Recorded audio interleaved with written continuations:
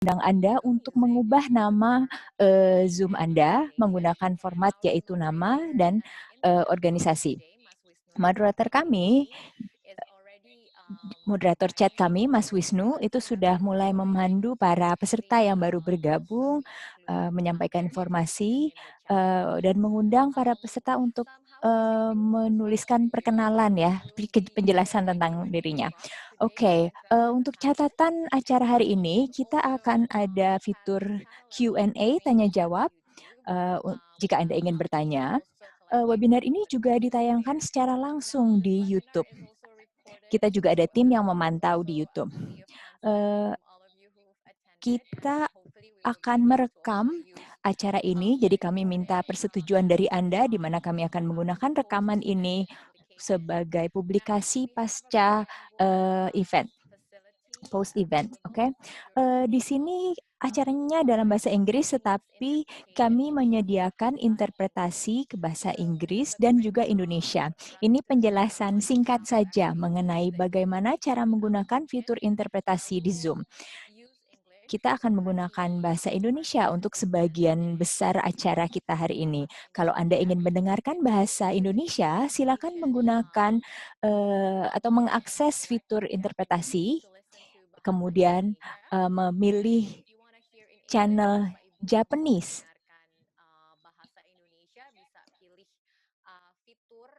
Japanese, jadi langsung masuk ke dalam icon interpretation, kemudian memilih fitur Japanese untuk bahasa Indonesia.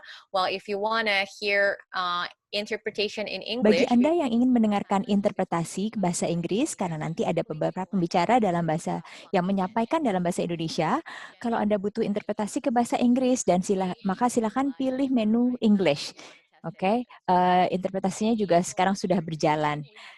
Kalau Anda mau mendengarkan. Oke, jadi di sini kita sudah ada sekitar 70 peserta yang bergabung. Oke, maaf ya. Informasi tambahan untuk para rekan-rekan yang bergabung menggunakan HP, fitur interpretasinya juga tersedia lewat HP, yaitu caranya mirip seperti yang tadi saya jelaskan. Oke, silakan ikuti langkah-langkah yang ada di layar. Sekali lagi, untuk mendengarkan interpretasi bahasa Indonesia, pilih channel Jepang. Interpretation, kemudian langsung saja dipilih opsinya Japanese untuk bahasa Indonesia. Terima kasih banyak. Thank you so much. That's the housekeeping for Terima kasih. Jadi itu informasi mengenai acara ini. Kalau Anda ingin bertanya, silahkan gunakan fitur Q&A atau tanya jawab. Untuk perkenalan diri, silahkan gunakan fitur chat. Kita ada moderator chat dari CDP yang standby. Sebelum mulai, kami ingin berinteraksi dengan Anda dan mengundang Anda melalui slido.com. Jadi ini Anda tidak perlu download app apapun, Anda kunjungi saja, Anda buka website ini, slido.com, dan Anda gunakan kode acara ini, yaitu #E350. Nah, di situ ada polling yang berjalan, yang menanyakan Anda siapa, Anda dari mana? Ini kita melakukan untuk mengetahui siapa saja sih yang hadir di webinar ini. Jadi silakan kita buka pollingnya secara live ya, secara langsung. Nah, kita bisa lihat sudah ada sekitar 3 atau 4 peserta yang masuk. Di Zoom sudah ada 80 peserta, ada sebagian juga yang bergabung di YouTube. Halo semuanya teman-teman yang bergabung di YouTube juga. Sekali lagi silakan bergabung di slido.com, di mana kita bisa berinteraksi dengan para peserta di Zoom dan YouTube. Sekitar 12-14 orang sudah masuk ke Slido. Sebagian besar dari Anda berasal dari perusahaan rantai pasok, tapi kita juga ada perwakilan dari berbagai sektor, peneliti dan akademisi, masyarakat sipil, pemerintah daerah, dan juga mitra atau lembaga pembangunan, serta lembaga jasa keuangan dan investasi, dan juga publik. Pollingnya ini akan kami buka 30 detik lagi. Di sini kita ada beberapa peserta yang masih terus bergabung ya. Kita sekarang sudah ada 84 peserta. dan terus bertambah. Sekali lagi, bagi Anda yang baru bergabung, jangan lupa untuk memperkenalkan diri lewat chat. Anda bisa mengakses slido.com dengan kode acara E350. Kemudian silakan masuk dan ikut dalam polling ini biar kita bisa tahu siapa saja sih yang sudah hadir di sini. Webinar ini juga tersedia di bahasa Indonesia juga. Kalau ada butuh interpretasi bahasa Indonesia, silakan gunakan fungsi interpretasi. Bahasa Indonesia, Bapak Ibu yang baru bergabung, langsung saja masuk ke opsi interpretasi dan memilih di mana ada opsi Japanese untuk bahasa Indonesia. For English, you can select the English function. So now that almost 50 Oke, sekarang sudah ada hampir 50 peserta ya yang sudah mengisi pollingnya tadi. Nah, sekarang ada pertanyaan kedua. Maaf, kita bisa tampilkan tadi hasil pollingnya? Mbak Tika? Oke, terima kasih. Sebagian besar dari peserta berasal dari perusahaan rantai pasok, yaitu sekitar 42% dari peserta yang masuk di Slido. Topik hari ini membahas kolaborasi multi-stakeholder. Kita di sini ada perwakilan dari berbagai sektor, dan hampir semuanya terwakili, hampir semua sektor atau stakeholder ini terwakili dalam acara hari ini. Oke, sekarang lanjut ke pertanyaan berikutnya. Kami mau tahu, apa alasan kita bergabung di sini? Kalau untuk saya sih jelas sekali ya, saya benar-benar ingin mendukung rantai pasok agar kita bisa saling terkoneksi untuk membahas dukungan dan memberikan menyediakan peluang kolaborasi dengan para mitra lainnya untuk mencapai dampak sosial dan lingkungan melalui rantai pasok berkelanjutan. Oke, itu dari saya. Buat Anda yang lain, silakan memasukkan jawaban Anda dalam polling ini. Mungkin Anda ada yang semangat yang tentang pendekatan yurisdiksi. Mungkin Anda ada yang ingin berkolaborasi di kabupaten yang disampaikan. Nanti kita akan ada penjelasan dari Kabupaten Siak. Atau mungkin Anda mau nongkrong dengan orang-orang keren secara virtual, ya, itu alasan yang cukup bagus. Oke, kita akan menunggu. Sekarang sudah ada 42 orang yang masukkan polling di sini. Sebagian besar dari Anda ikut di sini karena bergabung di acara hari ini karena semangat memiliki ketertarikan tentang rantai pasok dan ingin memperbaiki dan ingin memasukkan berbagai praktek untuk perbaikan rantai pasok, antara lain pendekatan yurisdiksi. Terus ada juga yang ingin melakukan kolaborasi, dan 13% mau bergabung dengan orang-orang keren. Ya, mudah-mudahan ini tercapai ya.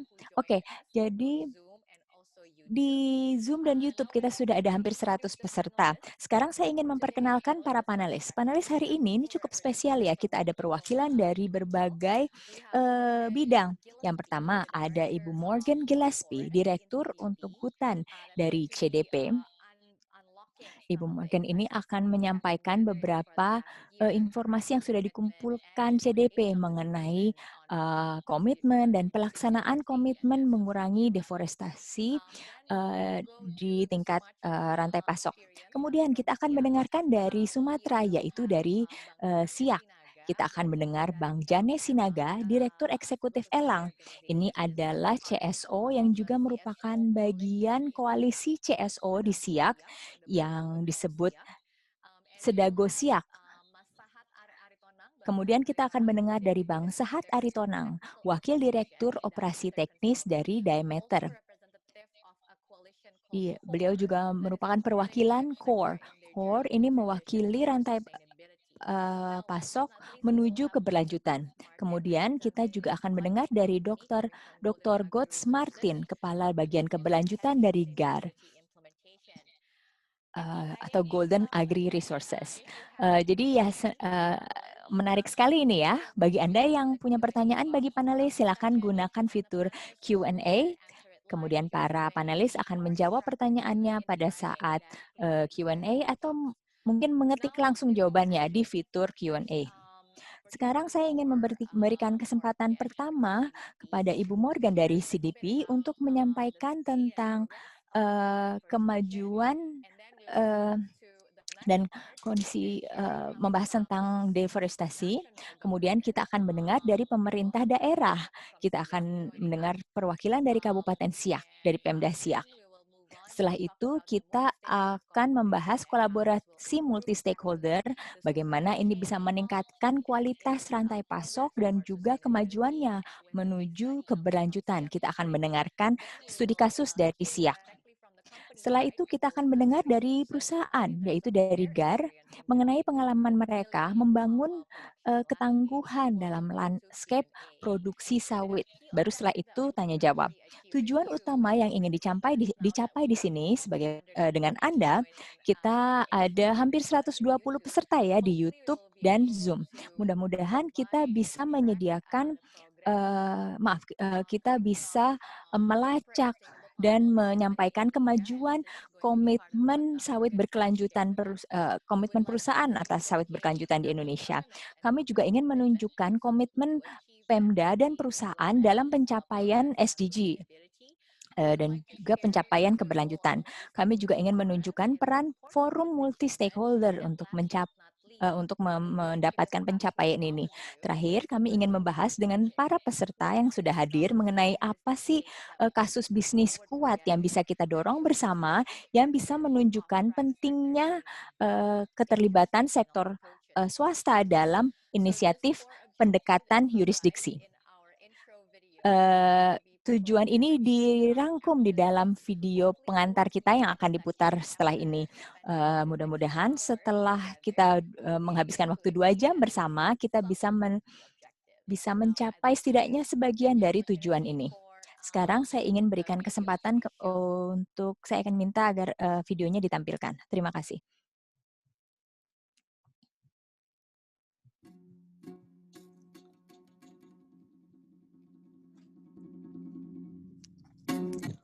Adat hidup orang beriman, tahu menjaga laut dan hutan, tahu menjaga kayu dan kayan, tahu menjaga binatang hutan.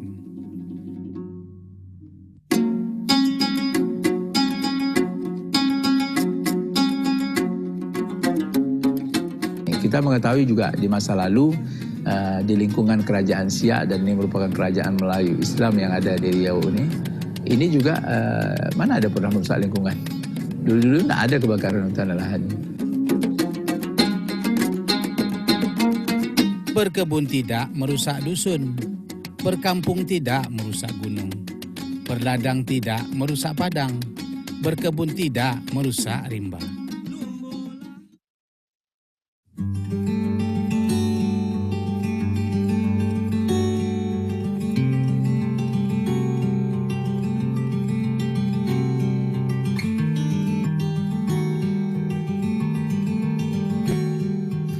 Siak merupakan pendiri Lingkar Temu Kabupaten Lestari yang merupakan satu-satunya kabupaten dengan peraturan khusus yang mendukung visi hijaunya. Dengan pendekatan zonasi itu akan menentukan arah pembangunan yang jelas, di mana lahan yang bisa dikembangkan dan juga lahan yang harus dikonservasi. Dengan adanya Kabupaten Siak Hijau ini, kita harapkan juga masyarakat, semua NGO, termasuk juga semua pihak swasta, harapan kami ya punya kepedulian lah ya, terhadap lingkungan, ya, terutama wilayah gambut harus kita pelihara dengan sebaiknya agar nanti tentunya tidak terjadi kebakaran seperti yang terjadi di masa-masa yang lalu.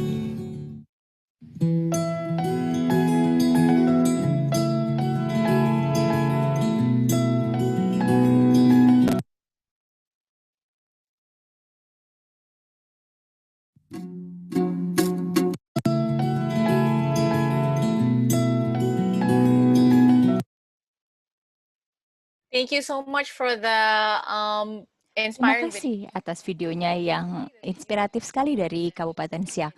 Mudah-mudahan video ini bisa memberikan gambaran mengenai apa sih yang dibutuhkan, apa upaya yang harus dilakukan untuk menyatukan berbagai stakeholder dalam satu visi. Itu yang sudah disampaikan dari perwakilan Pemda. Sekarang saya ingin memberikan kesempatan untuk mendengarkan penjelasan mengenai apa sih kondisi dan kemajuan saat ini dari komitmen perusahaan serta kemajuan implementasi di lapangan mengenai komitmen rantai pasok berkelanjutan. Waktu dan tempat saya akan berikan kepada Morgan yang akan memulai dialog kita pagi ini. Untuk ia akan menyampaikan presentasinya. Silakan. Silakan. Terima kasih Mbak Gita. Saya senang sekali bisa hadir di sini dan bisa hadir di sini, bergabung dengan Anda di YouTube dan Zoom. Saya ingin menyampaikan yang pertama tentang laporan yang diluncurkan hari ini yang fokus membahas komitmen perusahaan di Indonesia dan memperkenalkan policy briefing, menjelaskan komitmen perusahaan, bagaimana perusahaan bisa mendukung rencana aksi daerah yang sudah ada dengan fokus di SIAK. Kemudian saya juga ingin menyampaikan tentang proyek baru yang mungkin Anda tertarik untuk terlibat dengan kami. Berikutnya. Singkat saja, saya tidak tahu apakah Anda sudah tahu tentang CDP atau apa yang kami lakukan. Kami adalah lembaga nirlaba internasional dan fokus utama kami adalah mendukung ekonomi yang maju, yang berfungsi baik bagi manusia dan planet. Kami menjalankan sistem pengungkapan global yang memungkinkan perusahaan, kota, negara, dan region untuk mengukur dan mengelola dampak lingkungannya. Ini dilakukan dengan cara mengeluarkan kuesioner tahunan di mana perusahaan bisa melaporkan datanya ke kami.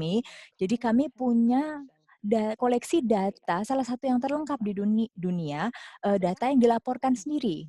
Jaringan yang kami gunakan itu memungkinkan investor, yaitu pemilik aset, investor, dan juga bank, agar mereka bisa memahami kinerja perusahaan. Kami juga membuka akses ini kepada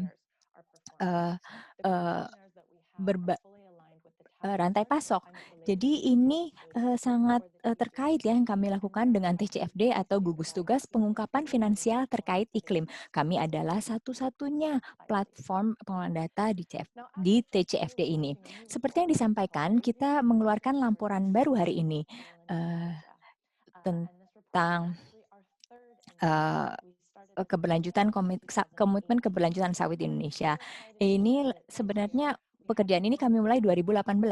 Tahun ini kami memiliki jumlah perusahaan yang melaporkan itu semakin meningkat 30% dibandingkan tahun sebelumnya. Laporan ini bertujuan memberikan update terukur mengenai komitmen perusahaan dalam menjalankan komitmen non-deforestasinya. Seperti tadi saya bilang, sebelumnya tahun 2020 jumlah perusahaan yang melaporkan itu meningkat dari tahun lalu. Anda bisa lihat di layar yang meningkat itu di mana, di bidang apa. Kita melihat peningkatan dari manufaktur dan prosesor yang cukup meningkat. Tapi dari trader dan juga produsen ini menurun yang melaporkan ke kita. Jadi ini ada kabar baik, tapi juga ada kabar yang harus kita tingkatkan ke depannya. Yang ingin kami sampaikan, temuan pertama, yaitu nilai risiko atau dampak finansial dari risiko terkait produksi sawit itu meningkat 2 kali lipat sejak tahun terakhir. Kami menemukan perusahaan melaporkan risiko sampai 10 miliar dolar. Ya mungkin karena semakin banyak perusahaan yang melaporkan. Betul, tapi angka ini kami duga ini adalah underestimate. Ini di bawah nilai aktual. Karena hanya sekitar 40% perusahaan yang hanya ada 55% perusahaan yang melaporkan risiko ini. Jadi ada risiko yang meningkat yang dihadapi perusahaan terkait sawit. Ini reputasi apa saja? Jadi ini adalah risiko reputasi dan pasar, yaitu 66%. Ada juga risiko fisik dan risiko regulasi.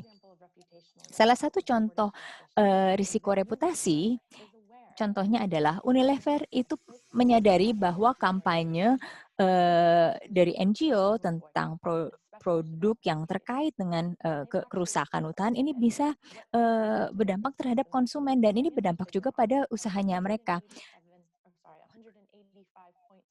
Dan ini kalau dinominalkan adalah 185 juta dolar AS risiko ini. Kemudian Oriflame, ini perusahaan Swedia, mereka melaporkan risiko fisik. Mereka mengakui karena adanya kondisi iklim yang ekstrim, yang didorong perubahan iklim, ini berpengaruh terhadap produsen mereka, berpengaruh pada produksi mereka. Kemudian risiko regulasi, ini mungkin di luar dari kerangka lingkungan, tapi pada bulan September tahun ini ada laporan kerja paksa.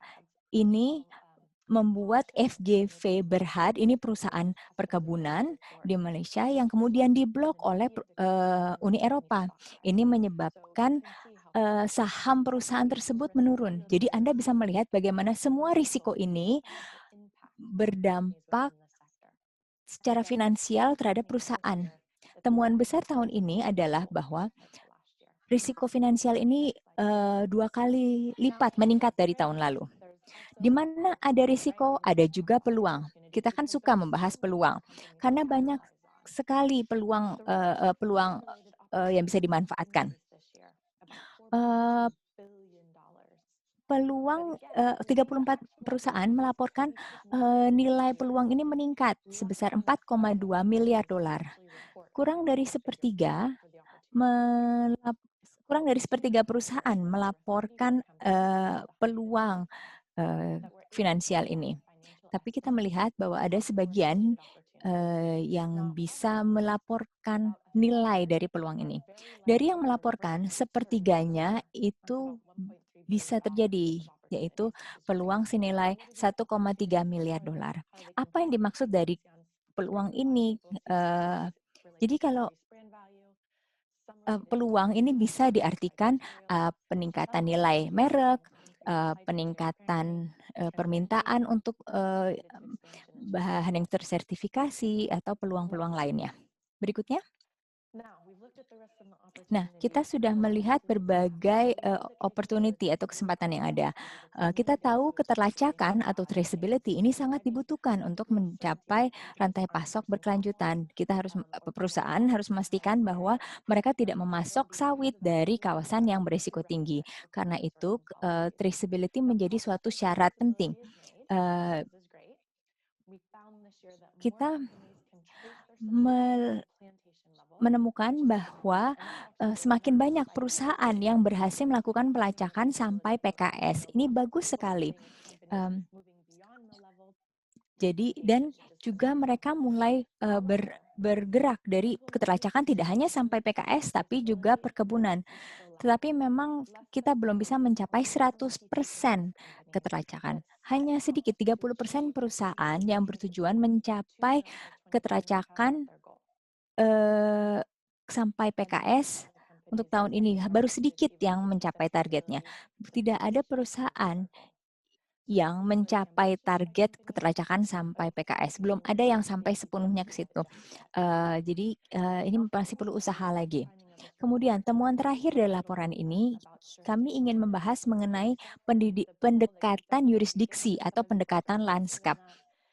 Mungkin ada yang tertarik tentang ini. Kami ingin menunjukkan bagaimana data kami bisa mendukung ini. Kita tahu bahwa rantai pasok sawit yang kompleks ini sering dilaporkan sebagai salah satu hambatan untuk mengeliminasi deforestasi. Jadi kalau di sini kita ingin menggabungkan berbagai pihak, kami menemukan bahwa walaupun pendekatan ini sangat baru, 8% perusahaan, 10 perusahaan, sudah melakukan pelibatan pendekatan yurisdiksi.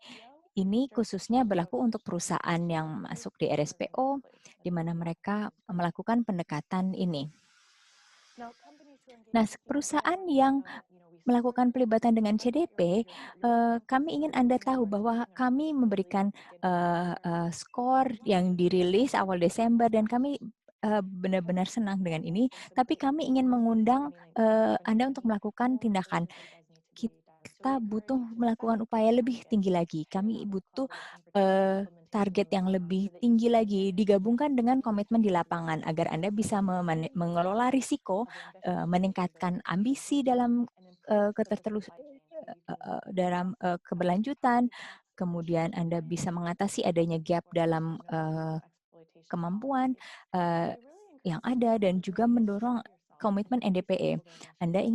Kami ingin Anda mendorong diri Anda dalam melakukan pelibatan multi stakeholder untuk melakukan pelibatan dalam pendekatan landscape dan jurisdiksi. Oke, itu bagian pertama presentasi saya. Yang kedua adalah bagaimana memobilisasikan pelibatan korporat di tingkat daerah. Yang kami lakukan, kami menilai respon perusahaan, melihat bagaimana ini sejalan dengan rencana Pemda, rencana SDG Pemda.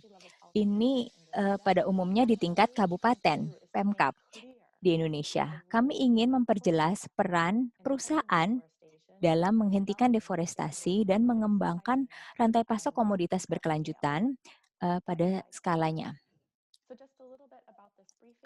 Mengenai briefing yang diluncurkan ini, yang ingin kami pahami adalah bagaimana tindakan perusahaan bisa mendukung NDC nasional dan juga tujuan pembangunan berkelanjutan atau SDG. Kami melihat dua hal, yaitu peta jalan Kabupaten Siak dan rencana atau RAN KSB, Rencana Aksi Nasional Kelapa Sawit Berkelanjutan. Kami melihat bagaimana berbagai perusahaan mendukung dua inisiatif ini. Ada dua temuan. Yang pertama, untuk komitmen NDPE. Di dalam RAN KSB dan Roadmap Siak, itu membahas pentingnya restorasi dan juga meningkatkan upaya pemulihan landscape. Kemudian, dengan cara melakukan restorasi, ini bisa memulihkan peran jasa lingkungan hutan. Nah, kami menemukan bahwa banyak produsen dan pemasok berkomitmen menjalankan NDPE, tapi komitmen yang khusus terkait restorasi hutan dan membatasi degradasi hutan ini masih kurang. Jadi kita lihat ada gap di sini. Ini bisa mengusulkan bahwa untuk bidang-bidang spesifik ini terkait restorasi dan penghentian degradasi hutan ini masih menjadi prioritas rendah perusahaan. Jadi kami melihat ada peluang untuk meningkatkan upaya di bidang ini, misalnya dengan cara memverifikasi melalui monitoring kapan kejadian ini terjadi. Morgan, 2 menit lagi ya. Oke, dua hal terakhir yang ingin saya sampaikan adalah pelibatan petani atau smallholder dan supplier. Kita tahu bahwa jumlah smallholder berperan besar di Indonesia. Kami menemukan bahwa kegiatan perusahaan produsen itu fokus di data seperti pemetaan rantai pasok, sedangkan perusahaan pemasok itu fokus di sertifikasi dan mendukung grup multi stakeholder. Tapi kami temukan bahwa kurang dari 25% produsen dan perusahaan pemasok itu memberikan dukungan finansial kepada petani. Jadi di saat mereka melakukan berbagai upaya, tapi mereka belum memberikan dukungan finansial yang menurut kami dibutuhkan petani. Terakhir,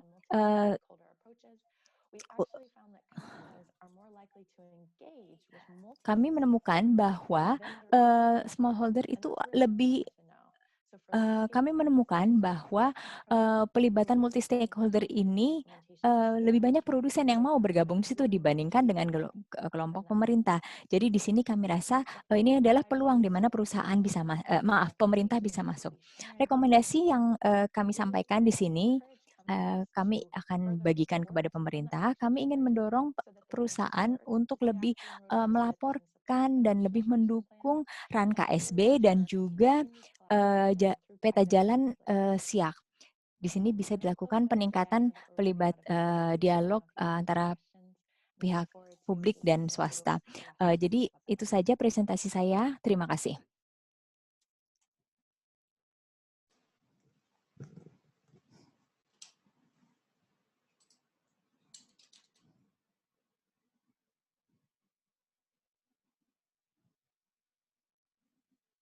Thank you so much for the insight from CDP. Terima kasih insight-nya dari CDP.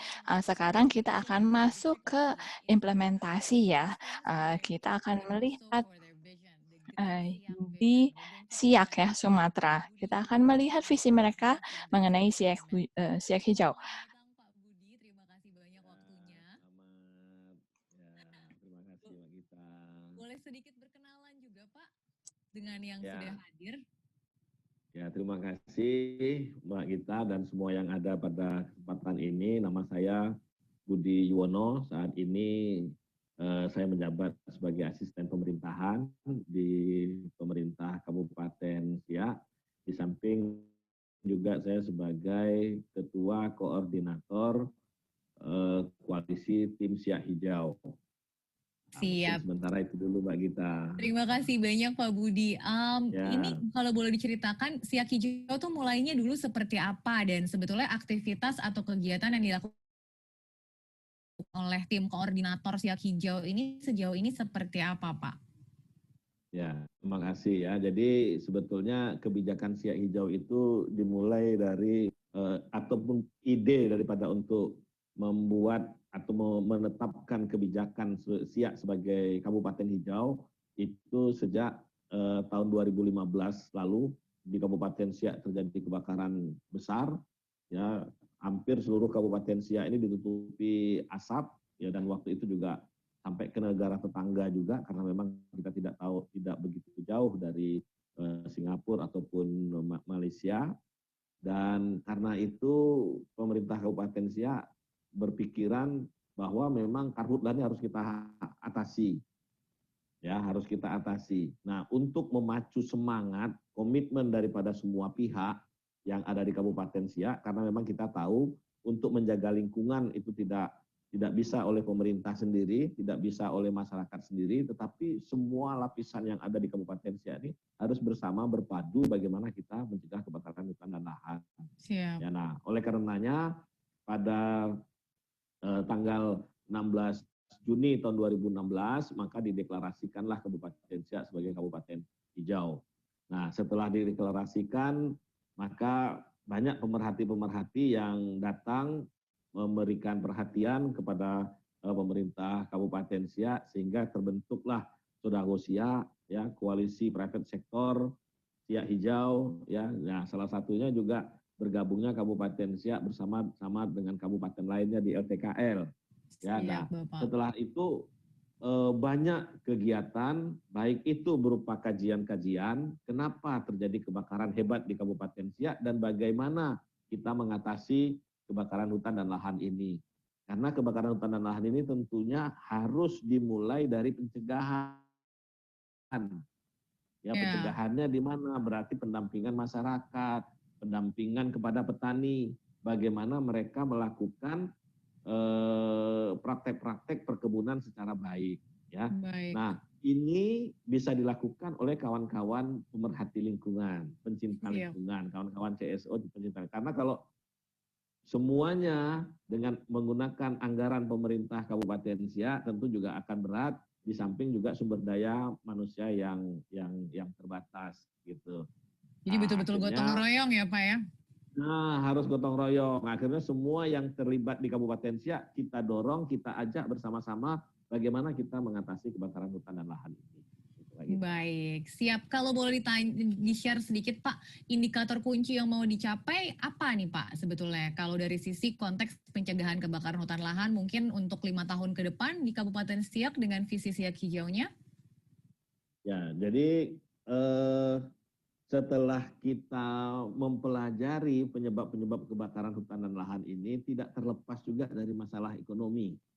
Makanya dalam Siak Hijau ini indikator-indikator yang pertama kita paling tekankan itu adalah zero karhutlah. Tidak boleh ada karhutlah ya, siap. Tidak boleh ada karhutlah lagi, itulah indikator pertama yang kita harapkan dari Siak Hijau ini. Nah, yang keduanya adalah ekonomi masyarakat meningkat. Jadi lingkungan bagus, berjalan dengan baik, ekonomi masyarakat juga meningkat. Jadi masyarakat seluruh komponen yang di Kabupaten Siak ini melakukan kegiatan ekonominya ya harus memperhatikan indikator-indikator lingkungan yang baik gitu. Nah, yang ketiganya tentu tidak ada lagi deforestasi di Kabupaten Siak. Tidak ada lagi pembukaan hutan-hutan yang sudah ada ini mari kita jaga bersama-sama. Ya, nah tentu ini juga perlu peran serta masyarakat, perlu serta juga teman-teman private sector, ya, teman-teman pemerhati lingkungan, kawan-kawan CSO lingkungan, juga bersama-sama kita menjaga ini. Siap. Ini cukup jelas sekali ya, melindungi lingkungan, tapi masyarakatnya harus sejahtera. Kalau ditanya kesempatan untuk kontribusi konkret nih Pak, untuk 3 indikator ini yang bisa dilakukan oleh swasta, menurut Pak Budi apa nih rekomendasinya? Ya, sebetulnya banyak ya, memang pertama memang kita minta teman-teman swasta juga bisa berkoalisi bersama-sama kita, ya, bagaimana menjaga lingkungan, menjaga areal kita masing-masing supaya memang tidak terjadi kebakaran hutan dan lahan lagi, ya. Nah, setelah itu saat ini kami ya difasilitasi dengan teman-teman CSO sedang melakukan program PAKE. Ya, jadi kami sedang tahap asesmen transfer anggaran kabupaten berbasis ekologi. Siap. Nah, memang saat ini karena kami terbatas anggaran, kami belum sampai kepada insentif. Kami hanya memberikan bahwa kampung itu bisa mengalokasikan anggaran untuk kegiatan-kegiatan yang bersifat pelestarian lingkungan. Nah, tentunya juga kami mengharapkan dari teman-teman private sector mungkin bisa berpartisipasi di sini dengan memberikan insentif kepada desa ataupun kampung yang memang setelah kita asesmen memiliki komitmen yang tinggi terhadap perbaikan lingkungan gitu. Nah, kalau saya lihat ini tinggal ngecunkan aja programnya ini Mbak Gita, ya, karena memang saat ini saya lihat ada beberapa private sector yang sudah memberikan insentif kepada kampung yang memang dalam 1 tahun tidak terjadi kebakaran hutan dan lahan. Nah, gitu ya. Jadi mungkin tinggal kita sinkronkan ini. Jadi kita beri mereka dalam bentuk dana, namun dana itu mau dipakai untuk apa juga kita diskusikan bersama. Nah, gitu. Jadi dana ini pemanfaatannya juga ya, Pak ya? Iya, tetap kita. Jadi dia juga tidak bisa juga tanpa persetujuan kita memanfaatkan dana ini karena memang proses penyusunan anggaran di kabupaten di kampung itu kan juga mendapatkan persetujuan dari tim di kabupaten terlebih dahulu. Mantap Pak, sudah konkret sekali. Yang bisa dilakukan adalah mensinergikan program-program yang sudah berjalan dengan target utama yang sama, langsung turun ke level desa. There you go, ladies and gentlemen. Ini adalah konkret ya dari siak hijau. Tidak hanya berdampak pada rantai pasok saja, tapi juga pada daerahnya sendiri, jurisdiksinya. Terima kasih banyak Pak Budi sudah sharing sama kita hari ini.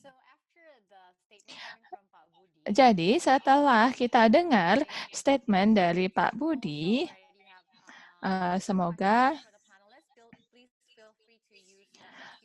kalau misalnya ada yang punya pertanyaan, silahkan dituliskan di kolom Q&A atau bisa di chat, jadi kita bisa berinteraksi ya. Oke, sebelum kita bicara dengan pembicara lain yang melakukan pekerjaan di lapangan, Pak Janes dan Pak Sahat, kami ingin tahu apa sih yang ada dalam pikiran para peserta di sini ketika mendengar kata pendekatan jurisdiksi. Sekali lagi, saya akan minta Anda untuk masuk ke slido.com dengan kode tanda pagar E350. Apa sih yang Anda pikirkan ketika Anda mendengar kata pendekatan jurisdiksi? Oh, ada yang sudah jawab, kolaborasi. Oke, saya akan buka ya jawabannya untuk 30 detik ke depan. Jadi semakin besar kalimatnya terlihat di layar, itu berarti semakin banyak orang yang menjawab hal yang sama. Jadi kita lihat ada kerjasama, kewajiban, ada kewajiban. Menarik ya, ada yang jawab ini sebagai hal yang wajib ya. Dan cukup menggembirakan juga ya bahwa tadi Morgan bilang dari studi CDP, kalau kita berpikir mengenai multi-entity government, mereka mulai berpikir mengenai pendekatan jurisdiksi dan dampaknya bagaimana. Oke, silahkan langsung saja dituliskan. Ada yang jawab gotong royong, ya itulah yang kita juga usung di LTKL, yaitu bekerja bersama-sama, bergotong royong. Ada yang bilang trust atau kepercayaan, ada yang jawab multi-stakeholders. Ada lagi yang baru di sini mengindikasikan pentingnya dialog. Terima kasih banyak atas jawaban Anda. Jadi ini adalah jawaban Anda ya mengenai apa sih yang ada dalam pikiran Anda mengenai pendekatan jurisdiksi. Nanti kita akan dengar juga ya dari LTKL. Sebelum kita dengar pembicara berikutnya. Jadi kalau dari LTKL, ada beberapa kategori utama. Jadi, setelah bekerja bersama dengan anggota kami di kabupaten, kami didirikan itu oleh pemerintah kabupaten untuk membantu dalam hal strategi untuk saling terhubung dan juga berkomunikasi. Maksudnya apa sih strategi? Iya, maksudnya dengan kolaborasi multi-stakeholder, tujuan akhirnya adalah ada visi berkelanjutan. Bagaimana kabupaten di LTKL mendefinisikan keberlanjutan? Ada beberapa target hutan, gambut, dan juga petani. Jadi, ada sekitar 6 juta hektar tutupan hutan di 9 kabupaten yang ditunjukkan di peta di sini, dan lebih dari 2 juta gambut, itu juga ada di dalam peta sini, dan ini tersebar ya di Sumatera, Kalimantan, Sulawesi. Karakteristiknya itu ada yang produksi, ada yang hutan, dan juga gambut. Di 9 kabupaten ini ada lebih dari 1 juta keluarga petani. 600.000 diantaranya masih di bawah garis kemiskinan. Jadi LTKL ingin membuktikan bahwa kalau kabupatennya berkelanjutan, harusnya kita bisa meningkatkan kemakmuran masyarakat di kabupaten tersebut. Jadi itulah visi dari sisi kami. Kami juga tahu bahwa untuk mencapai target tersebut, kita harus berkonsentrasi pada 5 elemen utama, yaitu kebijakan, perencanaan, tata kelola, terutama tata kelola multi-stakeholder, kemudian pelaporan, dan juga portofolio. Portofolio bersama dari aspek multi-stakeholder itu sendiri sebagai target bersama. Dan semoga juga ini menjadi kontribusi bersama ya dari stakeholders. Dan kami juga ada yang kami sebut paket insentif dari sisi publik dan juga swasta. Dari sisi publik, kita melihat dari sisi pemerintah nasional sebagai pendukung utama dan juga pemberi insentif utama, dan dari swasta sebagai pilihan rantai pasok dan non-rantai pasok. Kami juga ada pilihan strategi untuk mencocokkan ini dengan insentifnya, karena pada ujungnya kita kan ingin mewujudkan dampak yang diinginkan stakeholders.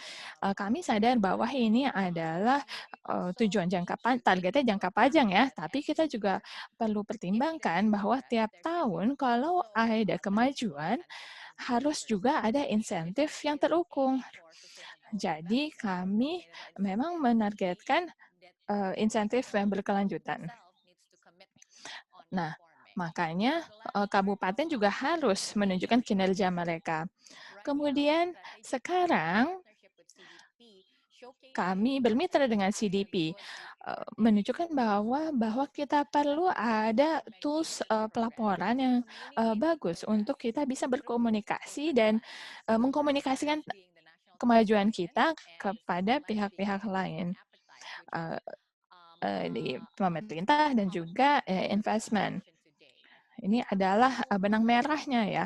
Kita ada 2 kerangka kerja competitiveness regional, ada Kemudian ini ada investment appetite-nya, ada SLRT, Verified Sourcing Area, terpercaya study, kemudian ada SPO, dan mudah-mudahan nanti CDP juga bisa ada regional competitiveness framework dengan investor yang laporannya sudah dilaporkan ke CDP.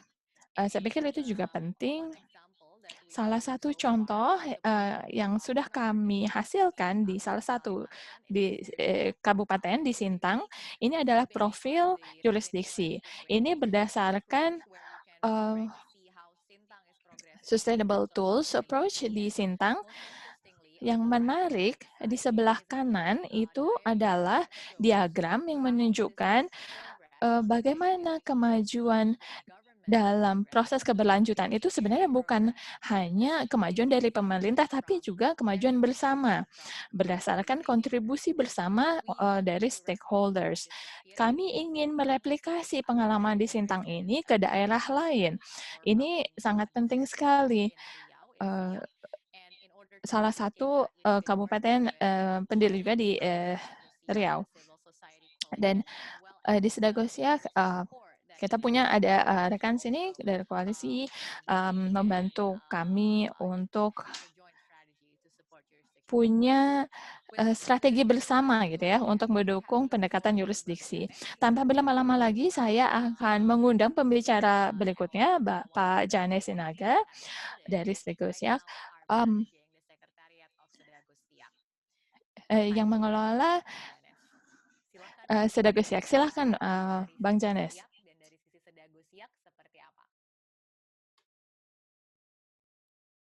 Bang Janes, mikrofonnya masih mati, Bang. Boleh dinyalakan terlebih dahulu. Ya. Baik. Terima kasih Gita. Siap. Selamat sore semuanya. Pertama, saya dan teman-teman dari Sedagosiak ucapkan terima kasih ya atas kesempatan ini. Jadi Sedagosiak itu adalah forum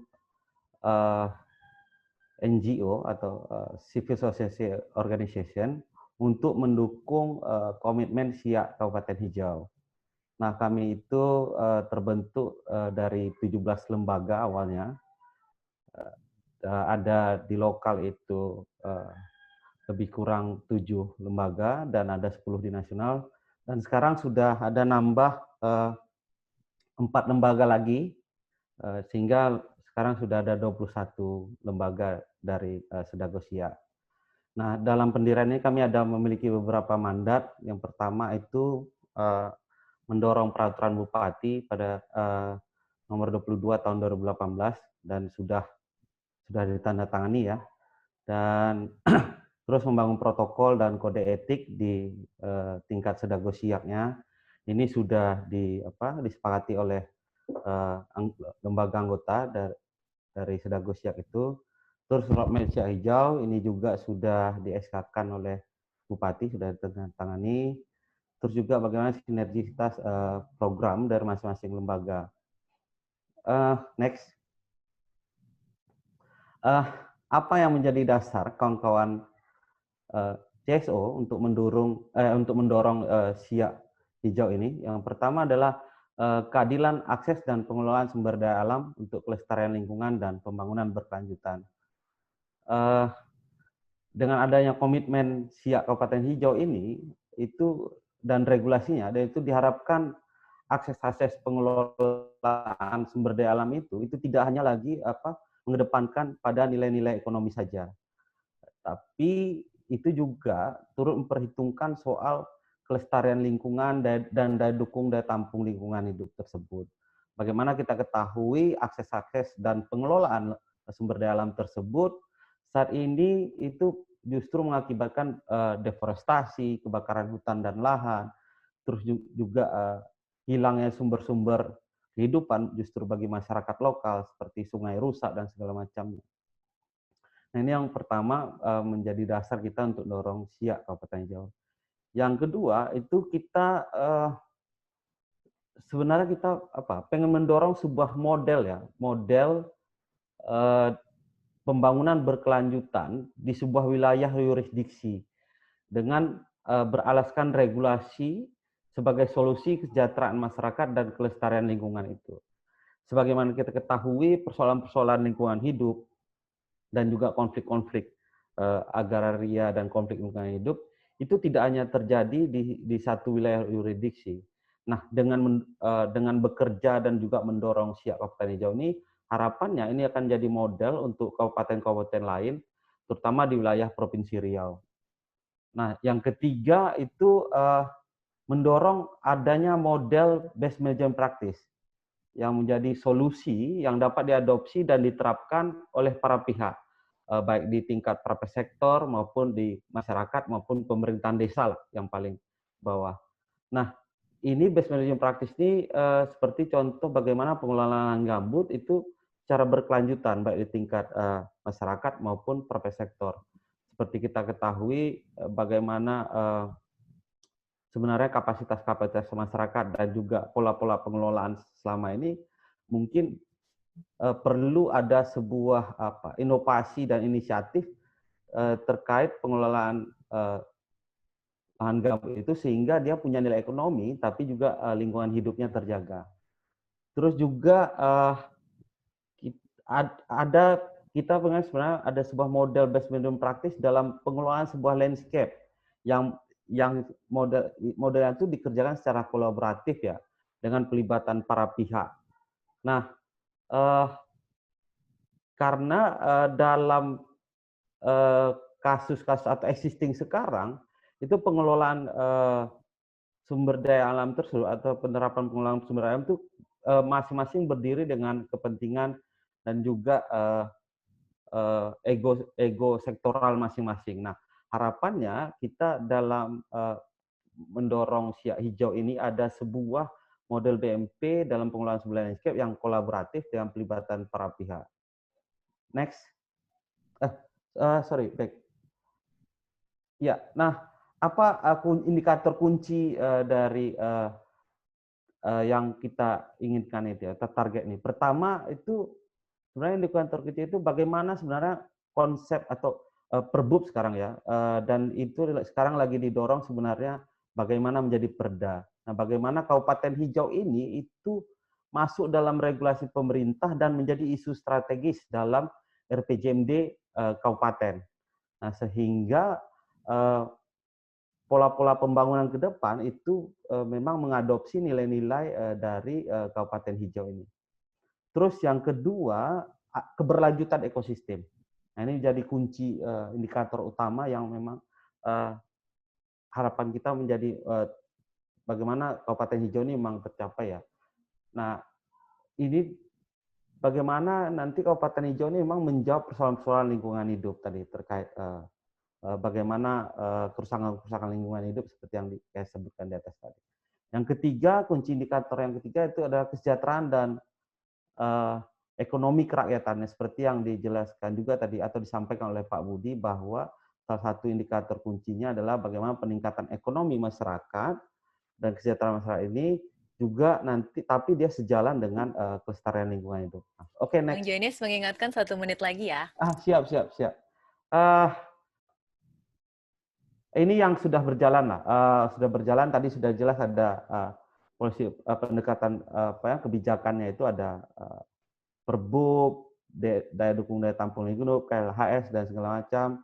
Terus juga pendekatan landscape dan BMP-nya itu kita lagi coba memang melakukan desain di wilayah-wilayah kelola masyarakat seperti Tora dan juga ada kampung hijau, ada desa peduli gambut, kampung adat, dan juga mendorong sertifikasi RSPO. Terus ada pendekatan ekonomi itu AHBK dan segala macamnya, agroturis, ada ekowisata dan bagaimana juga ekowisata ini terkait pengelolaan mangrove, gambut dan segala macam. Oke, next. Ini apa peran yang dapat dilakukan oleh sektor swasta? Menurut kita sektor swasta ini adalah salah satu aktor kunci ya, karena memang wilayah-wilayah praktek pengelolaan bisnis sektor swasta ini kan berada di tingkat kabupaten. Yang pertama itu bagaimana sektor swasta ini itu membuat sebuah data yang jelas soal ketelusuran rantai pasoknya itu.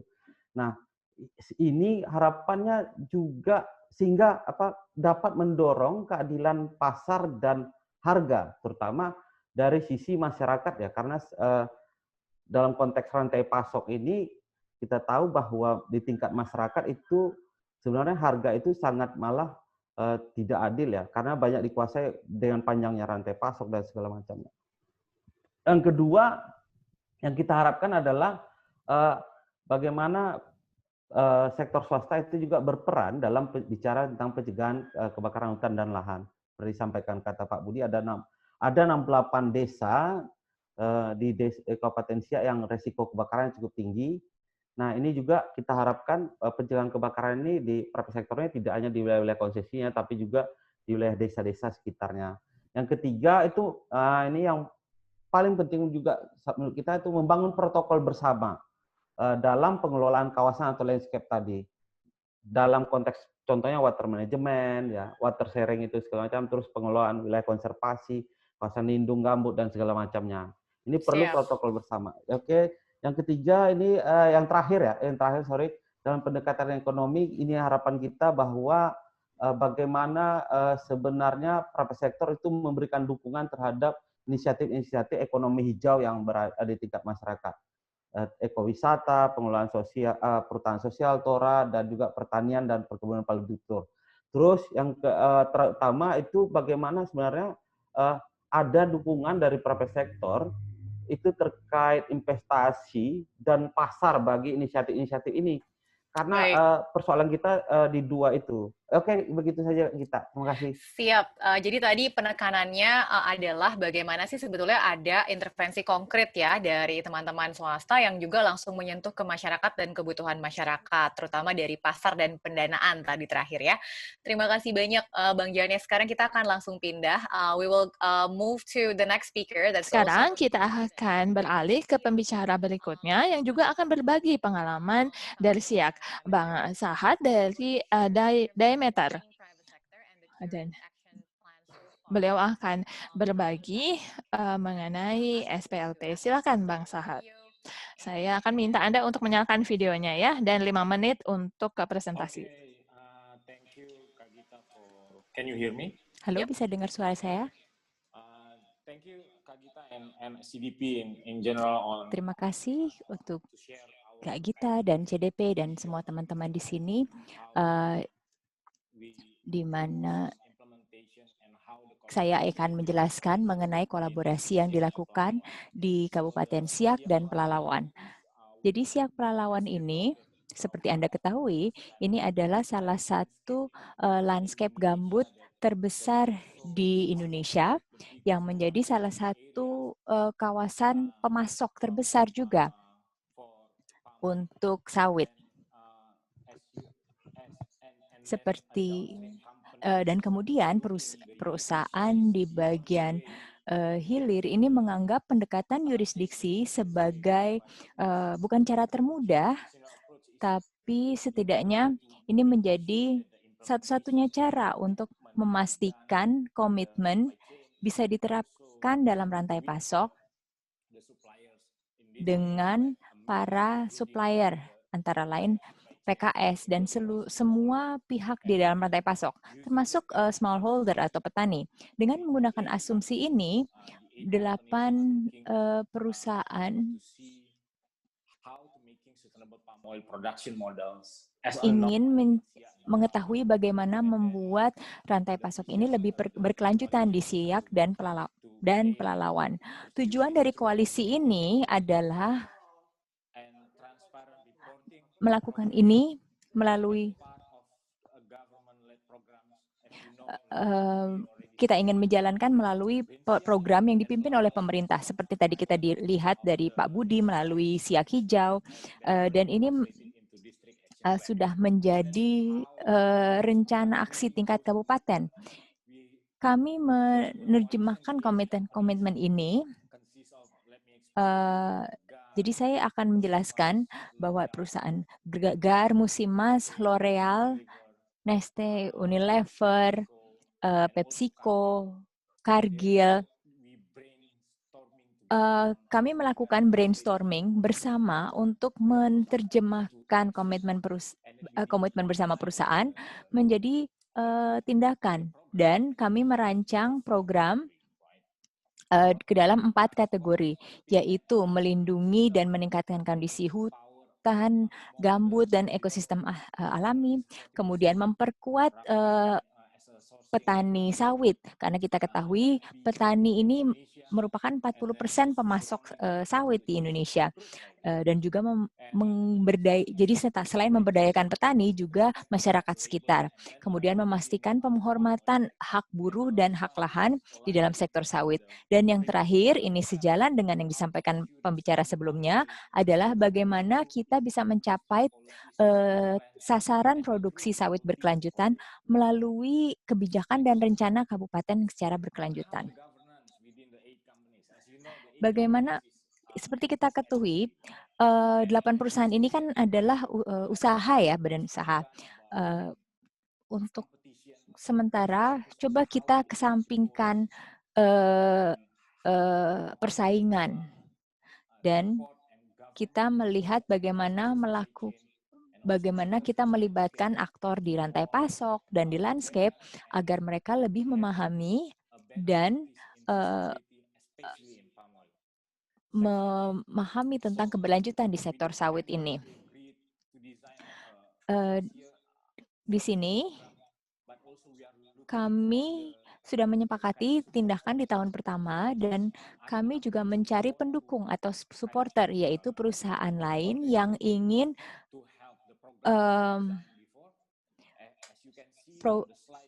di sini kita bisa lihat di slide ini ada 7 program. Yang pertama adalah konservasi dan restorasi wilayah seluas 5.000 hektar. Yang kedua adalah dukungan di tingkat desa untuk memulai kemajuan menuju model perlindungan dan produksi berkelanjutan. Kami percaya bahwa desa adalah unit administratif terkecil yang bisa menjadi pintu masuk untuk melakukan praktek di tingkat paling kecil. Ya. Di Indonesia, seperti Siak dan Pelalawan, ini terdiri dari lebih dari 200 desa dengan dinamika yang beragam. Dan kami juga mengetahui banyak ada hal yang bisa dilakukan untuk melakukan peningkatan mata pencaharian, dan juga kawasan yang dilindungi itu dijaga dengan baik. Yang kedua adalah pengembangan dan implementasi strategi TTP tingkat kabupaten. TTP adalah ketertelusuran sampai perkebunan. Kemudian, jadi tadi sudah disebutkan oleh Morgan bahwa rantai pasok sawit ini sangat rumit, tetapi di sini kami ingin menanggapi hal ini dan mencoba mencari tahu apa strategi terbaik yang bisa diterima oleh berbagai stakeholder dalam industri sawit. Yang keempat adalah dukungan Tesonilo. Ini adalah salah satu fokus untuk mendukung salah satu taman nasional yang ada di sini di Pelalawan. Jadi pemberdayaan. Jadi kita ingin melakukan penguatan upaya perlindungan dan rehabilitasi. Yang kelima adalah pelibatan PKS dengan kepatuhan NDPE. Kami harap ini bisa menjadi suatu norma dalam industri sawit. Kami berharap bahwa di tingkat PKS, mereka memiliki pemahaman dan kapasitas yang serupa terkait pelaksanaan praktek berkelanjutan, dan juga memastikan bagaimana bisa melindungi nilai-nilai melalui komitmen NDPE. Dan juga tidak ada lagi pelanggaran HAM dan hak buruh. Yang keenam adalah rencana aksi terkait rencana aksi risiko sosial terkait produksi sawit. Jadi kita tidak hanya terkait dengan isu lingkungan, kami juga mencoba mengatasi isu sosial. Kami ingin mengembangkan database dan penguatan para aktor dan bagaimana memitigasi risiko sosial. Yang terakhir adalah mendukung perancangan dan pengembangan platform multi-stakeholder eksternal. Koalisi ini adalah bagian dari satu koalisi sektor swasta yang lebih besar lagi. Dan ini dirancang oleh para pemerintah juga. Kami ingin memastikan ini bisa bekerja dan kami ingin mendukung adanya platform multi-stakeholder yang bisa memastikan bahwa komunikasi dan juga bisa mengatasi tantangan yang hadir. Kadang sektor bisnis itu sulit untuk berkomunikasi satu sama lain karena ya bisnis ya bisnis. Tapi dalam forum multi stakeholder ini kami berharap jadi para bisnis ini tidak hanya bisa saling berdiskusi tapi juga melibatkan pemerintah, CSO, masyarakat, LSM semuanya bisa duduk bersama mengatasi tantangan dan juga mencoba mencari solusi bersama. 1 menit lagi ya Bang Sahat. Oke, ini adalah salah satu kolaborasi tingkat desa. Salah satu anggota Musimas, mereka punya program dengan petani, di mana ini tidak hanya dalam rantai pasoknya. Mereka bermitra dengan pemerintah. Di sana ada orang yang hampir full time di desa. Ini sejalan dengan program Lanskap Siak Pelalawan. Mereka juga berkolaborasi dengan pihak lain di desa. Bersama-sama mereka mencoba merancang dan memberikan baseline pemetaan partisipatif.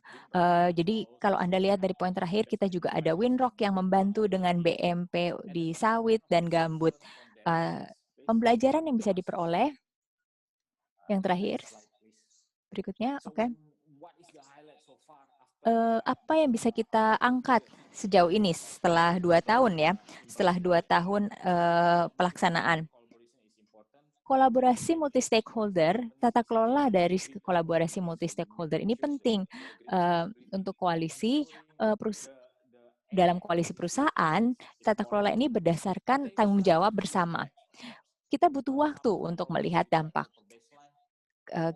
Beberapa program membutuhkan baseline yang baik dan dasar yang baik. Adanya pemimpin yang berkomitmen, tim yang proaktif, ini akan mempercepat progres yang ada. Kemudian kita juga, yang penting adalah perencanaan, budgeting, dan kepemimpinan yang terintegrasi di tingkat yurisdiksi. Ini penting untuk mempercepat progres di tingkat landscape. Ini kita bisa lihat dengan adanya peta jalan, kebijakan satu peta, RPJMD, dan lainnya. Dan kemudian adanya pelaporan dan monitoring. Kita harus lihat ini gimana sih jalannya dengan komitmen sektor swasta, dengan kerangka pelaporan yang sudah ada. Ini harus diselaraskan juga dengan stakeholder lain di dalam landscape untuk melakukan pelaporan bersama. Ini semuanya penting. Saya rasa itu saja dari saya. Terima kasih banyak. Terima kasih Bang Sahat atas ringkasannya, atas pemaparannya. Ini adalah kemajuan yang sudah dicatat oleh CORE mengenai kemajuan 2 tahun terakhir ya. Sekali lagi di sini diangkat kembali pentingnya adanya forum multi stakeholder, pentingnya perencanaan, penganggaran untuk mencapai keberlanjutan. Sekarang kita akan dengar langsung dari sektor swasta, yaitu Dr. Gotz, untuk menyampaikan pengalaman GAR dalam membangun landscape tangguh di kawasan pedesaan Indonesia. Pak Gotz, 2 menit ya. Terima kasih Mbak Gita, selamat sore semuanya. Jadi slide berikutnya kita langsung saja. Saya ingin menyampaikan beberapa angka tentang GAR. Jika Anda belum tahu, kami perusahaan di bidang agribisnis yang terdaftar di Singapura. Kami sudah beroperasi, kami mengoperasikan 500.000 hektar kebun sawit di Indonesia, memperkerjakan lebih dari 170.000 hektar. Kemudian kami juga mengalokasikan kawasan untuk konservasi seluas 78.000 hektar di konsesi kami. Satu angka yang belum tampil di sini adalah kami juga kami mengoperasikan lebih dari 200 sekolah dan 140 klinik di seluruh perkebunan kami. Nol deforestasi di dalam rantai pasok kami, ini sudah disampaikan pembicara sebelumnya ya. Rantai pasoknya sangat rumit. GAR memiliki komitmen nol deforestasi sejak 2014 dan kami sudah memperkuat kebijakan ini. Di awalnya kami fokus pada konservasi hutan di dalam kawasan konsesi kami. Tetapi kemudian kami menyadari bahwa hutan itu tidak mengenal batas konsesi. Jadi kami memulai program perencanaan konservasi partisipatif dengan masyarakat, baik di dalam atau sekitar konsesi. Saya ingin menyampaikan di sini banyak pemetaan yang sudah dilakukan, perencanaan konservasi, perencanaan pemanfaatan lahan, ini dilakukan bersama masyarakat. Dan pemerintah kemudian bergabung dalam diskusi ini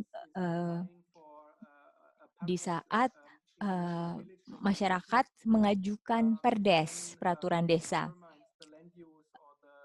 Perdes ini membantu menetapkan penggunaan lahan yang dimiliki masyarakat, mana yang dialokasikan untuk budidaya atau untuk dilindungi, dan penggunaan lahan lainnya.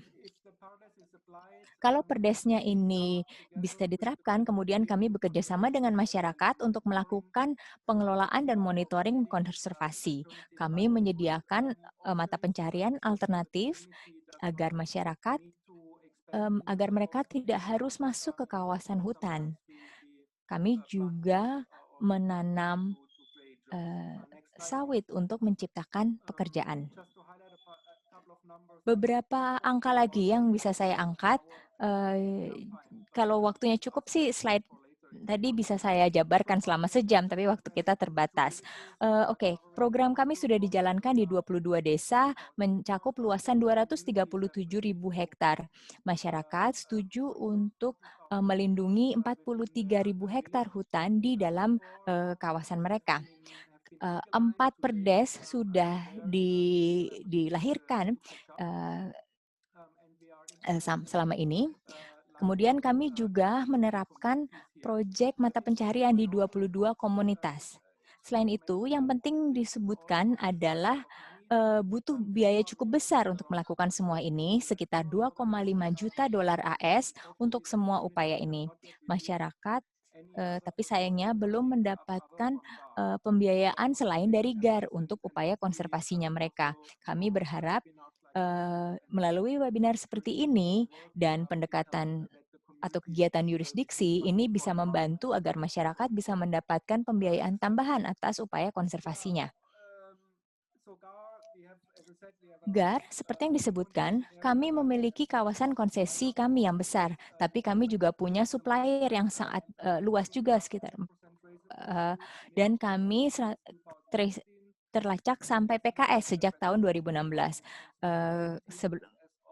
Kemarin kami berdiskusi dengan tim sustainable sourcing kami, dan kami berharap bisa mencapai ketertulisan sampai perkebunan sampai 95% tahun ini. Yang ingin disampaikan di sini, rantai pasok memang sangat kompleks. Kami melakukan uji tuntas terhadap rantai pasok kami, dan saya juga ingin mengangkat di slide berikutnya mengenai bagaimana kita menggunakan inisiatif-inisiatif seperti program Landscape Siak untuk melakukan pelibatan dengan supplier kita di landscape kita dan juga berbagi tanggung jawab dengan perusahaan lain. Di sini saya ingin mengangkat bahwa ketertelusuran hingga PKS ini dilakukan kerjasama dengan Coltiva, Kalau dengan SIA kami sudah melacak sampai sekitar 3.000 petani. Kami melakukan pelibatan supplier skala besar. Kami mengadakan pertemuan, konferensi. Kami sudah melakukan pelibatan dengan mereka terkait ke sustainability, sertifikasi ISPO. Ini yang menjadi target agar semua supplier kami bersertifikasi ISPO. Kemudian ketertelusuran menjadi penting atau keterlacakan. Kemudian kaitannya dengan SDG, bagaimana industri sawit bisa mendukung pemerintah mencapai target SDG. Kami sudah melakukan penilaian tentang hak buruh dan HAM, kami sudah melakukan penilaian HCV, HCS yang terintegrasi. Yang terakhir, maaf, mundur sedikit, yang juga sempat disebutkan itu tentang pembiayaan. Kami mendukung petani mendapatkan pembiayaan untuk penanaman kembali. Kami sudah mendapatkan pembiayaan dari bank. Kami sudah melakukan penanaman kembali. Kalau ini tidak hanya di Siak saja, tapi kalau di Riau secara keseluruhan itu sekitar 3.000 hektar. Kita lakukan ini dengan bibit berkualitas tinggi. Kami harap bibit baru ini, dengan bibit baru, petani bisa menggandakan produktivitasnya. Peran pemerintah sangat penting di sini. Bagi perusahaan yang bekerja di APL atau area pemanfaatan lain, kawasan non-hutan, ini masih sulit untuk melakukan perlindungan hutan karena dan juga ketersediaan data tentang ketertelusuran ini masih cukup sulit ya. Sertifikat lahan juga menjadi masalah untuk petani. Skema penanaman kembali itu juga tidak selalu tersedia. Karena itu, peran pemerintah dalam pendekatan yurisdiksi menjadi sangat penting untuk membantu sebagai faktor pendorong untuk bisa mengatasi hambatan-hambatan ini menuju rantai pasok dan produksi sawit yang berkelanjutan. Next. Kemudian yang ingin saya angkat adalah, tadi kita sudah dengar bahwa kita ingin masyarakat yang tangguh. Yang ingin saya sampaikan adalah dalam beberapa tahun terakhir, kami melihat deforestasi di dalam konsesi sawit itu semakin berkurang, semakin menurun. Ini karena adanya bagian dari, ini adalah efek dari kampanye LSM, kerja pemerintah, dan juga komitmen perusahaan. Menurut saya, ini pada umumnya adalah karena petani tidak memiliki opsi banyak. Mereka kesulitan mendapatkan akses ke pasar, ke pembiayaan, ke bibit. Karena itu kami ingin membantu mereka, kami ingin membantu petani agar menjadi lebih tangguh. Ya, alasannya memang cukup egois ya, yaitu karena kan sawit ini adalah investasi jangka panjang, 25 tahun. Kami ingin memiliki hubungan baik dengan masyarakat sekitar. Kemudian sawit adalah industri yang labor intensif atau padat karya ya, membutuhkan banyak tenaga. Kami ingin masyarakat bisa bertahan dan juga untuk konservasi, kami tidak bisa lakukan perlindungan sendiri. Kami butuh bantuan masyarakat untuk mendukung upaya perlindungan kami. Pak Budi dari SIAK tadi menyebutkan mengenai kebakaran. Pencegahan kebakaran ini sangat penting. Untuk masyarakat ini sulit dilakukan. Karena itu kami ingin menciptakan masyarakat yang tangguh. Kemudian yang kami memiliki pendekatan multi-tahap. Kami fokus kepada keamanan pangan, upaya keamanan pangan. Kami mengajarkan pertanian organik di masing-masing desa yang menjadi tempat kerja kami. Di masing-masing desa ada petani yang menjadi pakar ya untuk desanya, untuk masyarakatnya. Ini untuk berbagai jenis sayuran, buah, beberapa macam ternak atau protein. Jadi ini tergantung di mana wilayahnya ya. Bisa saja ternak sapi, ayam, atau ikan kolam. Kemudian kami mendukung replikasi dan kami mendukung pencetakan BUMDes atau koperasi petani. Di tahap berikutnya, saat keamanan pangan sudah tercapai, kami ingin mendorong adanya mata pencarian alternatif, yaitu produk bernilai ekonomi lebih tinggi. Kami ada beberapa proyek. Berikutnya, di sini ada kopi di Riau, jahe merah, dan kami mencoba pasarkan produk-produk ini. Ini adalah produk-produk yang memiliki daya simpan lebih panjang, jadi bisa dikirim ke lokasi yang lebih jauh. Kami mencoba mendukung berbagai masyarakat. Maaf, mundur satu slide. Oke, jadi setelah mengembangkan produk-produk tersebut, kami mencoba mendukung akses kami ingin mendorong menjual jasa lingkungan, ya, mendorong akses untuk menjual jasa lingkungan. Ini cukup sulit dilakukan, tetapi saya rasa dengan adanya dukungan dan komitmen pemerintah dalam pendekatan yurisdiksi ini akan lebih mudah dibandingkan kalau kita lakukan sendiri. Next. Pak Gots, 1 menit lagi ya. Oke, ini yang terakhir. Ini adalah gambaran umum. Jadi kalau Anda lihat di sini, ini menunjukkan produk-produk yang kami kembangkan di berbagai kabupaten. Bu Gita dan timnya juga aktif membantu di sini. Dan untuk merangkum saja ya, jadi kami punya program Desa Makmur Peduli Api dengan 22 desa, kemudian kita ada 36 desa di pekerjaan terkait keamanan pangan. Kami ada gerakan sekolah menyenangkan dengan 26 sekolah, kemudian ada kegiatan sanitasi untuk kebun hemat air, ada 10 unit. Kemudian tentunya tujuan pembangunan berkelanjutan atau SDG, yaitu SDG 2, 4, 6, 12, 15, dan 17. Ini menjadi tujuan kita. Dan slide berikutnya, kemitraan. Kita tidak bisa kerja sendiri.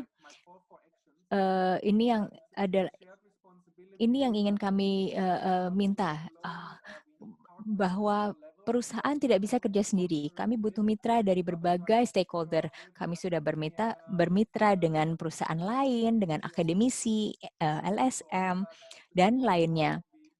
Tapi tentunya kami membuka kesempatan dan kami terbuka untuk kerjasama baru lainnya untuk mencapai tujuan bersama, mencapai rantai pasok yang berkelanjutan. Terima kasih.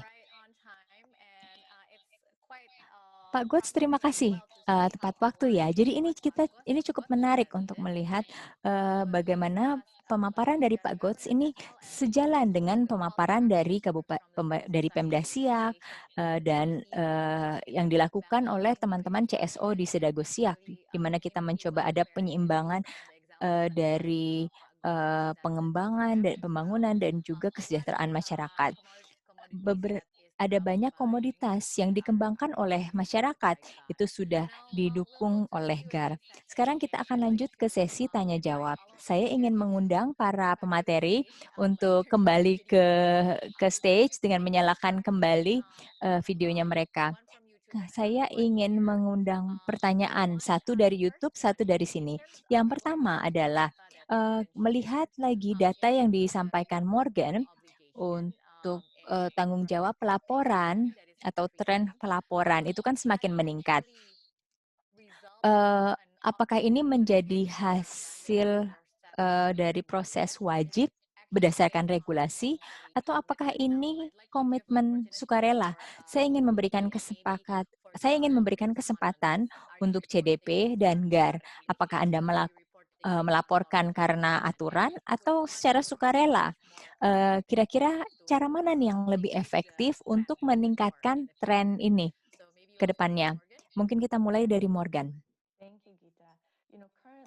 Terima kasih, Gita. Saat ini CDP adalah platform pelaporan sukarela. Tidak ada kebijakan wajib dari pemerintah nasional atau pemerintah lainnya yang mewajibkan pelaporan dampak lingkungan dari perusahaan. Tapi kami merasa regulasi bisa menjadi faktor pendorong kuat. Kami merasa data lingkungan menjadi penting pengungkapan ini penting tidak hanya untuk perlindungan lingkungan, tetapi untuk keberlanjutan usaha juga dari bisnis-bisnis ini. Jadi kami ingin mendorong adanya regulasi yang lebih kuat untuk pengungkapan data, tapi saat ini sifatnya masih sukarela. Terima kasih Morgan. Bagaimana dari Dr. Gotts? Kira-kira apakah lebih baik kalau ini tetap sukarela atau kalau ada dorongan regulasi?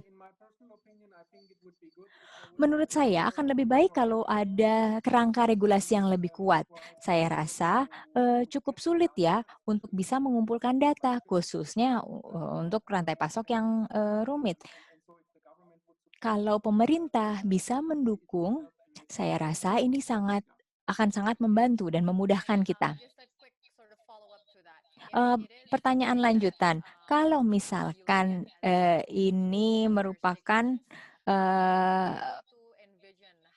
pendekatan yurisdiksi. Menurut Anda, kira-kira bagaimana pemerintah dan perusahaan bisa menyusun mekanisme pelaporan?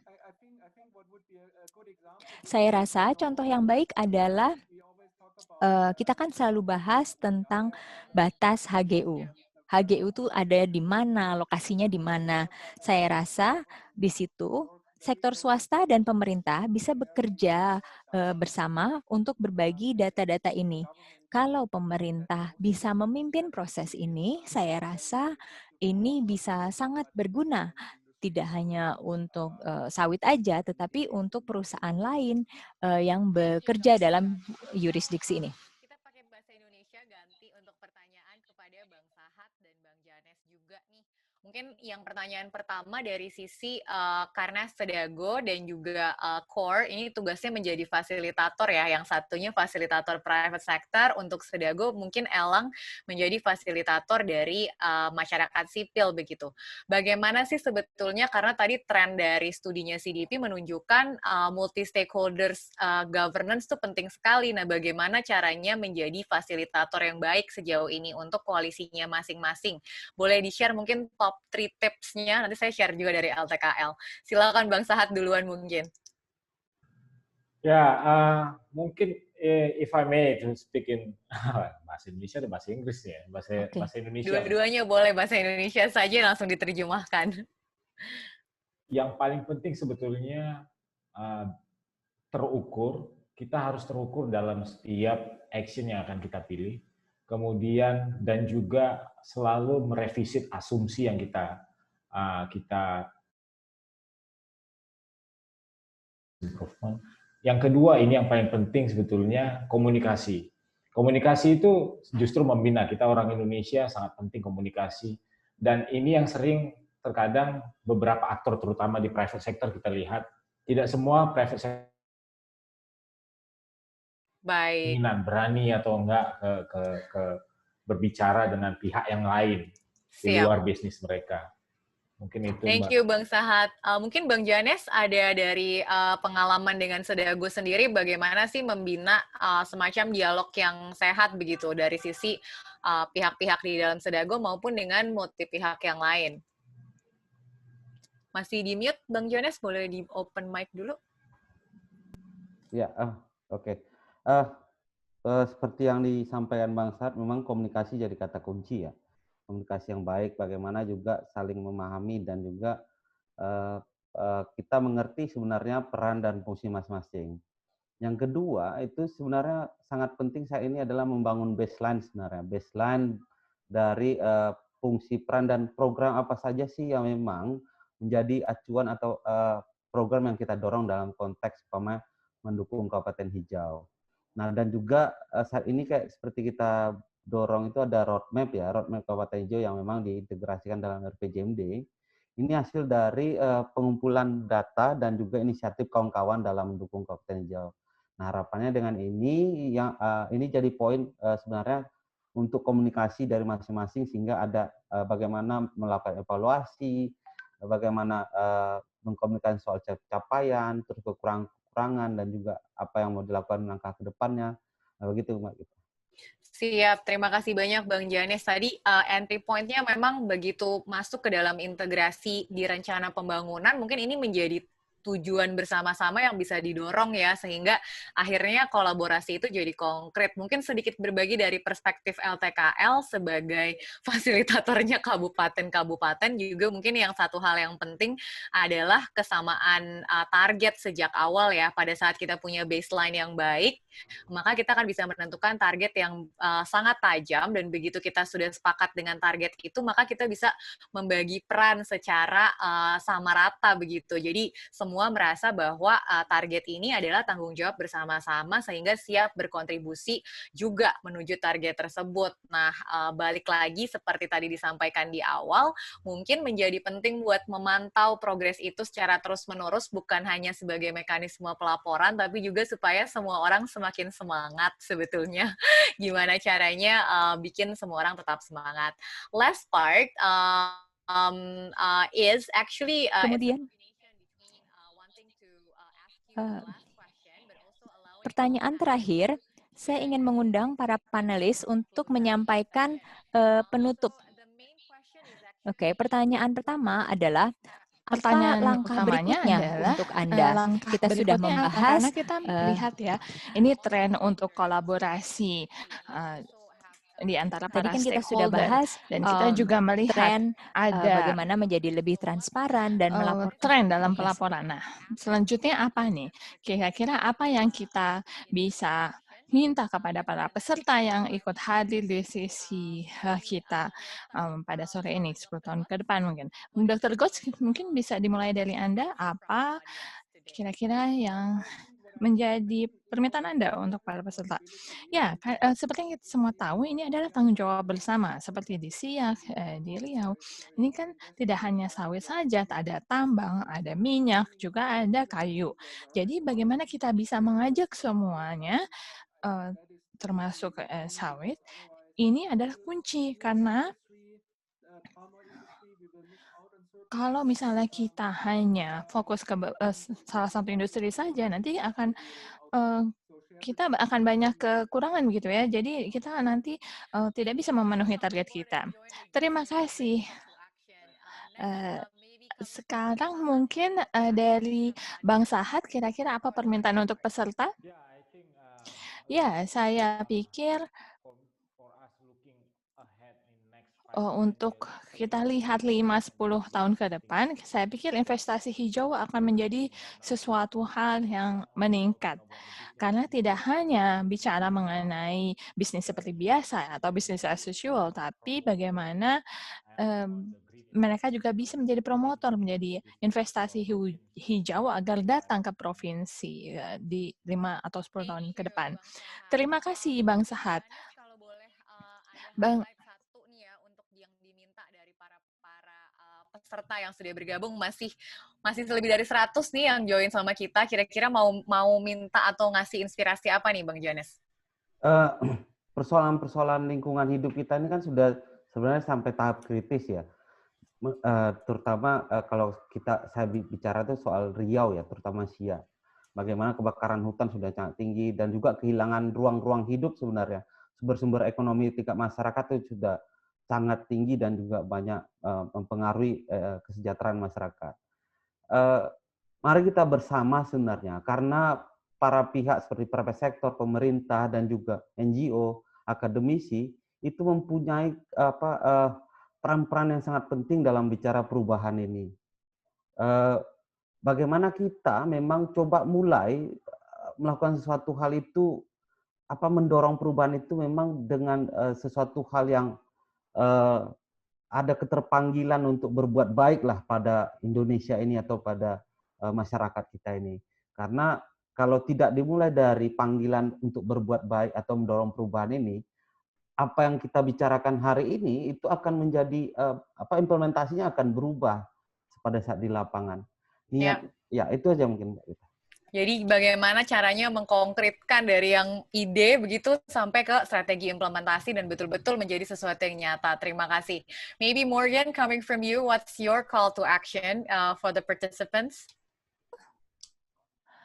Yeah, I mean, I think what's really yang penting hari ini adalah kita harus ingat ya, kita semuanya ini adalah manusia, kita punya suara, kita punya pendapat atau suara berbeda-beda ya. Mungkin ada yang bekerja sebagai profesional, bekerja di industri, Anda juga punya peran dalam bisnis Anda, kemudian ada yang punya peran pemimpin, atau Anda di pemerintahan, tapi yang jelas kita ini semua manusia.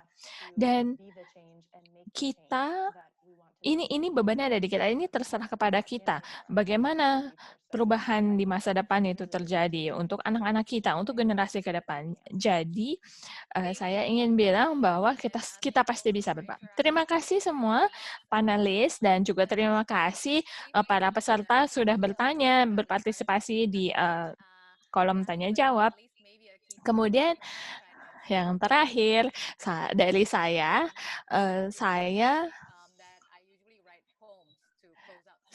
biasanya ya, kalau untuk menutup sesi itu saya baca puisi. Nah, sekarang itu joint.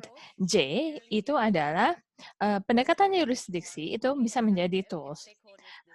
Tapi hanya bisa efektif kalau semua stakeholder bisa ikut gabung. Dan indikator ini bisa dianggap sukses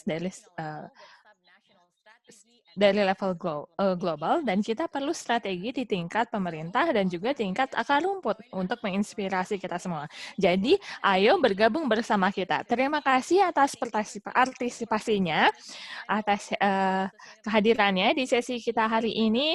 Terima kasih juga kepada semua panelis dan juga tim LTKL. Sampai ketemu di event berikutnya. Selamat sore semuanya.